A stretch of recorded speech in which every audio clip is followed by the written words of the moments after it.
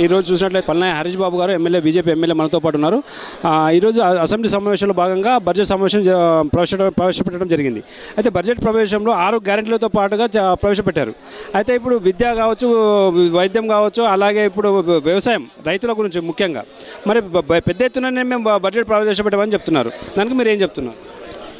వట్టి అంకెల గారెడీ చేసిర్రు. బట్టి బడ్జెట్ ఉట్టి బడ్జెట్గానే పేరుగాంచింది. ఇవాళ కేవలం నినాదాలు ఇవ్వడానికి, ఆయన స్లోగన్స్ ఇవ్వడానికి, సామెతలు నుడికారాలు ప్రయోగించడానికి, ఖమ్మం తెలంగాణ యాసలో మాట్లాడడానికి బడ్జెట్ ప్రసంగం ఉపయోగించుకున్నట్టు తప్పించి వాస్తవ విరుద్ధంగా ఉంది. బడ్జెట్ 8 నెలలుగా గ్రామ పంచాయతీలకు 8 రూపాయలు ఇవ్వలే, ఇవాళ 30,000 కోట్ల రూపాయలు ఇచ్చినా అని అబద్ధం ఆడుతాడు.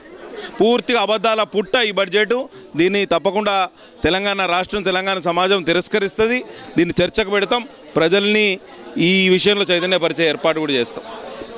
మళ్ళీ ఇంకో మాట కూడా ఏమంటున్నారంటే, కేంద్ర ప్రభుత్వం నుంచి కూడా ఎలాంటి సపోర్ట్ దొరకడం లేదు, ఎలాంటి సహకారాలు కూడా అందడం లేదు. అలాగే మేము వీలైనంత వరకు గత ప్రభుత్వం కూడా భారీ ఎత్తున అప్పులు చేయడం వల్లనే మాకు ఇప్పటికి కూడా మేము భారీ ఎత్తున పెద్ద బడ్జెట్ ప్రవేశపెట్టాం అని చెప్తున్నారు. మరి దీని గురించి మీరు ఏం చెప్తున్నారు? నిన్న ప్రభుత్వ తీర్మానం సందర్భంగా కేంద్ర ప్రభుత్వం మాకు నిధులు ఇవ్వలేదని అంటాడు. ఇవాళ రీజనల్ రింగ్ రోడ్డుకు 30,000 కోట్ల రూపాయలు ఇచ్చిన ఆయన చెప్తాడు. ఇండియన్ ఇన్స్టిట్యూట్ ఆఫ్ హ్యాండ్లూమ్ టెక్నాలజీకి డబ్బులు ఇవ్వలేదని శ్రీధర్ బాబు గారు చెప్తారు. ఇవాళ బడ్జెట్ ప్రసంగం సందర్భంగా ఐఐహెచ్టీకి డబ్బులు ఇచ్చిండ్రని వాళ్ళే చెప్తారు. అంటే వాళ్ళు చెప్పేటి, వాళ్ళు చేసేటి వాటికి పొంతనలేదు. ఈ పొంతనలేని మాటలు మాట్లాడి తెలంగాణ సమాజం ముందు చులకనైంది ఈ ప్రభుత్వం. కాబట్టి ఇకనైనా వట్టి మాటలు కట్టిపెట్టాలి, తెలంగాణ సమాజానికి గట్టి మేలు తలపెట్టాలని నేను సలహా ఇస్తున్నాను. గ్రూప్ 1 కావచ్చు, గ్రూప్ 2, గ్రూప్ 3 ఉద్యోగాలు కూడా భారీ ఎత్తున పెద్ద ఎత్తున ఇస్తామని చెప్పారు. ఎలక్షన్లకు ముందు వాగ్దానాలు కూడా భారీ పెద్ద ఎత్తున చేశారు. మరి ఈ వాగ్దానాల వెనకాల ఇప్పుడు మొన్న యూనివర్సిటీలో కూడా లాఠీ చార్జ్ చేయడం కూడా జరిగింది ఇప్పుడు ఉద్యోగాల పైన ఉద్యోగాలు అడిగినందుకు. మరి దాని గురించి మీరు ఎలా ఖండిస్తున్నారు? 2 లక్షల ఉద్యోగాలు ఇస్తాం మొదటి సంవత్సరంలో అన్నారు. ఎన్ని లక్షల ఉద్యోగాలు ఇచ్చారు? ఎక్కడా వాళ్ళు ఉద్యోగాలు ఇచ్చిన దాఖలా లేవు. మెగా డిఎస్సి అని చెప్పి 11,000 ఉద్యోగాలు మాత్రమే వేసారు. కాబట్టి ఒక్క పరీక్షకు ఇంకో పరీక్షకు మధ్యలో కనీసం 30 రోజుల గ్యాప్ ఉండాలి. ఆ గ్యాప్ను కూడా పెట్టకుండా పూర్తిగా నిరుద్యోగుల్ని ఇబ్బంది పెడుతున్నారు.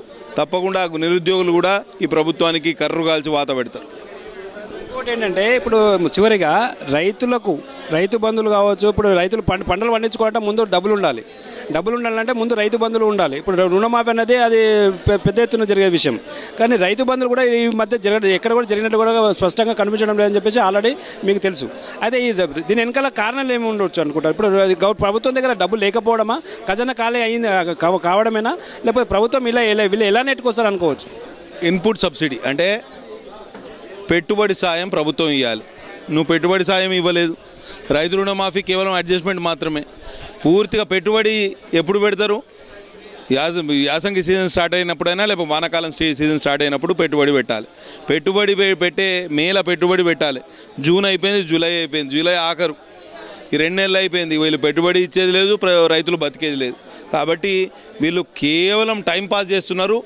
1 సంవత్సర కాలం మొత్తం తెలంగాణ సమాజాన్ని వీళ్ళు దండగా వేస్ట్ చేశారు. అభివృద్ధిలో మనం 1 సంవత్సరం ముందుకు పోవాల్సిన వాళ్ళం వెనకకు పోయింది. వీళ్ళు ఏమంటున్నారంటే, ఇంకో కాంగ్రెస్ కొంతమంది ఎమ్మెల్యేలు కూడా ఏం చెప్తున్నారంటే, బీజేపీ బీఆర్ఎస్ 2 ఒకటే కాబట్టి మమ్మల్ని ఎత్తి విమర్శించడం తప్ప వాళ్ళు ఏం చేయట్లేదని చెప్తున్నారు. దానికి మీరు చివరిగా ఏం చెప్తున్నారు? ప్రజలు అన్ని విషయాలు గుర్తిస్తారండి. ఎవరు ఒకటైనరు, ఎవరు కాలేదు. గతంలో పొత్తు పెట్టుకున్నది ఎవరు? కాంగ్రెస్, టీఆర్ఎస్ఏ కదా. మేము ఎప్పుడన్నా టీఆర్ఎస్ తోటి పొత్తు పెట్టుకున్నామో? పెట్టుకోలే కదా. కాబట్టి ఈ కలబొల్లి మాటలు చెప్పేటోళ్ళు ఎంతోమంది ఉంటారు. ప్రతిదానికి స్పందించాల్సిన అవసరం లేదు.